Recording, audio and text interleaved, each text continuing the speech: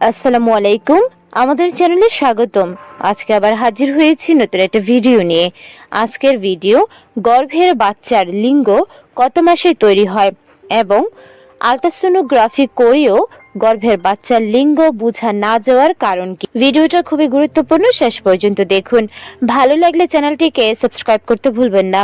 সাধারণত আলট্রাসোনোগ্রাফি করার মূল উদ্দেশ্য হচ্ছে গর্ভের বাচ্চার সংখ্যা জানা, বাচ্চার হৃদস্পন্দন জানা, গর্ভের বাচ্চার বয়স কত, বাচ্চা ঠিক মতো বেড়ে উঠছে কিনা, বাচ্চার পজিশন ঠিক আছে কিনা, বাচ্চার কোনো শারীরিক ত্রুটি আছে কিনা, জরায়ুর ভেতরের পানির পরিমাণ ঠিক আছে কিনা, এমনকি জরায়ুর ভেতরের গর্ভফুলের অবস্থান ঠিক আছে কিনা ইত্যাদি কারণে। তবে বাস্তব চিত্র পুরাটাই উল্টা। মানে গর্ভবতী কিংবা তার পরিবার আল্ট্রাসাউন্ড করে থাকে মূলত গর্ভের বাচ্চার লিঙ্গ জানার জন্য। অনেকে হয়তোবা আল্ট্রাসোনোগ্রাফি মেশিনে বাচ্চার লিঙ্গ দেখতে পারে বা বুঝতে পারে, অনেকে হয়তোবা বুঝতে পারে না। সেটাই আজকে তুলে ধরবো। প্রথমে জানবো আল্ট্রাসোনোগ্রাফি করেও গর্ভের বাচ্চা লিঙ্গ বোঝা না যাওয়ার কারণ কি। প্রথম কারণটি হচ্ছে মেশিন। ভালো মেশিনে ভালো দেখা যাবে, এটাই স্বাভাবিক। অনেক সময় দুই উরুর মাঝখানে গর্ভের বাচ্চার নাড়ি পেঁচানো থাকে। সাধারণ মেশিনে ছেলে রঙের মতোই দেখায়। ডপলার মেশিনে এই পার্থক্যটা কিছুটা নিশ্চিত বোঝা যাবে, কারণ নাড়িতে রক্ত প্রবাহ দেখা যাবে ডপলার মেশিনের মাধ্যমে। তাই মেশিন যদি উন্নত না হয় সেক্ষেত্রে সঠিক লিঙ্গ নির্ধারণ করা সম্ভব হবে না। লিঙ্গ বোঝা না যাওয়ার দ্বিতীয় কারণটি হচ্ছে গর্ভবতীর পেটের চর্বি যদি বেশি হয়।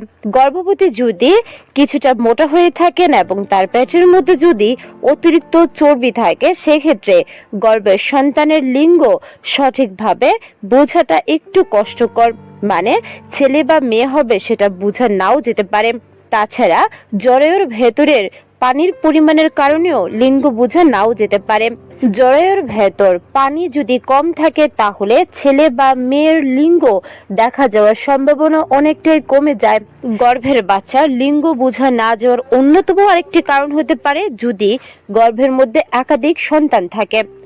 এছাড়াও গর্ভের সন্তানের পজিশন যদি ঠিক না থাকে, মানে গর্ভের সন্তান যদি উল্টা থাকে বা তার উরু দুটির মাঝখানে যদি ফাঁক না রাখে বা উরুর মাঝখানে যদি নাড়ি পেঁচিয়ে থাকে সেক্ষেত্রেও সঠিক লিঙ্গ নির্ধারণ করাটা কঠিন হবে। লিঙ্গ বোঝা না যাওয়ার অন্যতম এবং প্রধান আরেকটি কারণ হচ্ছে গর্ভকালীন সময়ের উপর। সাধারণ মেশিনে 20 সপ্তাহের দিকে ছেলে বা মেয়ের অঙ্গের মধ্যে তফাৎটা খুবই সামান্য, তাই অন্তত 5% ক্ষেত্রে ভুল হওয়ার আশঙ্কা থাকে। আবার শেষের দিকে অর্থাৎ 36 থেকে 37 সপ্তাহের দিকে জরায়ুর ভিতরে ফাঁকা জায়গা কম থাকে। এ কারণেও বাচ্চার অনেক অঙ্গ আল্ট্রাসোনোগ্রাফিতে দৃশ্যমান হয় না। তবে 26 থেকে 30 সপ্তাহের মধ্যেই আল্ট্রাসোনোগ্রাফি করলে গর্ভের বাচ্চার সঠিক অবস্থান এবং লিঙ্গ বোঝা যাওয়ার সম্ভাবনা অনেক বেশি। এখন জানবো গর্ভাবস্থায় কত মাসে গর্ভের সন্তানের লিঙ্গ তৈরি হয়। সাধারণত গর্ভাবস্থার 20 থেকে 22 সপ্তাহ বা 5 মাসের মধ্যেই গর্ভের বাচ্চার লিঙ্গ তৈরি হয়ে যায়। আগেই বলেছি 26 থেকে 30 সপ্তাহের মধ্যেই সন্তানের লিঙ্গ প্রায় সঠিকভাবে বলা যেতে পারে। এটা প্রায় বলার কারণ এই যে সব ক্ষেত্রে সবসময় দেখা নাও সম্ভব হতে পারে, আগেই বলেছি। আর দেখা গেলেও এই সময় প্রায় 5% ক্ষেত্রে সঠিক নাও হতে পারে। অনেক হাসপাতাল নীতিগত কারণে গর্ভস্থ সন্তানের লিঙ্গ কি হবে তা আগে থেকে জানাতে চান না, কারণ কোনো কারণে ভুল হলে তাদের রেপুটেশন নষ্ট হতে পারে।